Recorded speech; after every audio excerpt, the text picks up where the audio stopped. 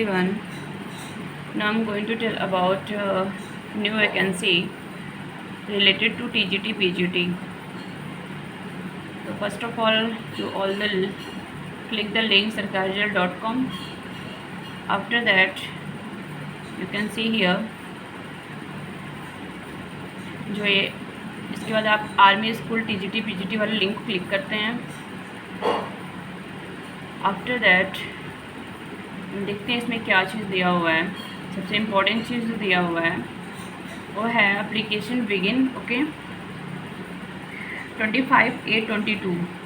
ये जो एप्लीकेशन है 25/8/22 से स्टार्ट हो गया है. ओके, और इसका जो लास्ट डेट है 5/10/22 और लास्ट फ़ी कलेक्शन का डेट भी 5/10/22 को ही है. नेक्स्ट है आपका फ़ीस में आ जाते हैं. इसका जो फ़ीस है एप्लीकेशन फ़ी वो है 500 for general OBC SC ST. It means for all students 500, मतलब सारे स्टूडेंट्स के लिए 500 ही फ़ीस है. ये तो बहुत ही अच्छी बात है कि फ़ीस कम है इसका इस बार. और एक चीज़ और आपको इम्पॉर्टेंट चीज़ बताना था, जो इसका एग्ज़ाम का डेट है 5-6 नवंबर में चल होगा ये. ओके, मैं आप लोगों को जो सबसे इम्पॉर्टेंट चीज़ बताना चाह रही हूँ कि आप जानते हैं कि पहले जो था TGT PGT, तो पहले कुछ ये था कि अगर आप PG कंप्लीट कर लिए, ओके, तो आप PG कंप्लीट कर लिए, आपका 50% मार्क्स है तो आप फिल कर सकते हैं. Okay, without BEd. बट अभी क्या है कि कुछ चीज़ें चेंज हुआ है. Okay, according to new education policy के अकॉर्डिंग गवर्नमेंट फॉलो किया हुआ है. तो इसने PGT जो है, जो इंग्लिश से हो या हिंदी से या मैथमेटिक्स एनी सब्जेक्ट, तो अगर आपने इंग्लिश से PG किए हैं और अब BEd नहीं है तो आप ये फॉर्म नहीं फिल कर सकते हैं. मैं PGT की बात कर रही हूँ, थोड़ा ध्यान दीजिएगा, क्योंकि PGT पहले फिल जो करते थे वो विदाउट BEd फिल करते थे.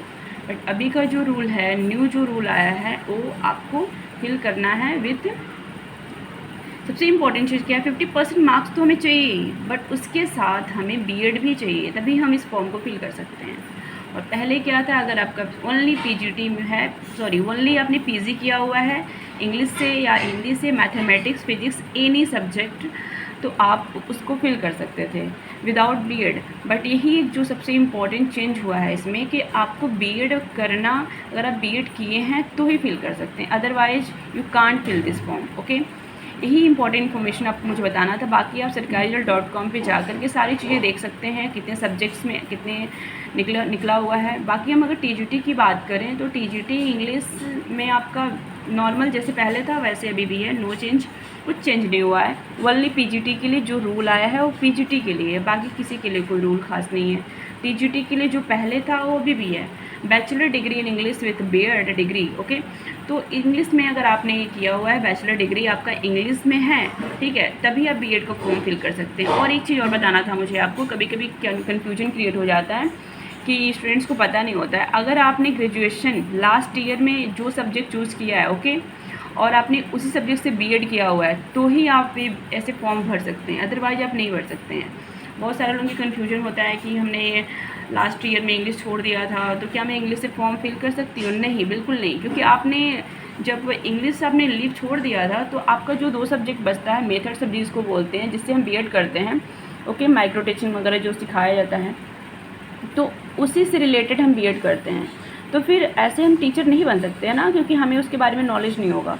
तो अगर हमारा सब्जेक्ट लास्ट ईयर में इंग्लिश अगर है, बैचलर यानी ग्रेजुएशन में हमारा इंग्लिश रहा है और हमने फिर BEd में भी इंग्लिश लिया हुआ है, तो ही हम फॉर्म फिल कर सकते हैं, अदरवाइज नहीं कर सकते हैं.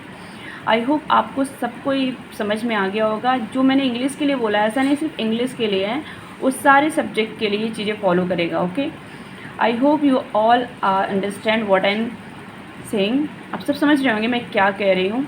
तो फिर आई होप आपको ये वीडियो समझ में आया होगा, और जिसको थोड़ा सा कन्फ्यूजन होगा वो जाके sarkarijal.com पे वीडियो, तो कोई बात नहीं, मुझे ऐसे ही लगा कि मुझे बनाना चाहिए, आपको बताना चाहिए, तो मैंने बताया. अदरवाइज आपको कोई भी कन्फ्यूजन होगा तो आप जाके sarkarijal.com पे देख सकते हैं. Thank you so much for watching my video.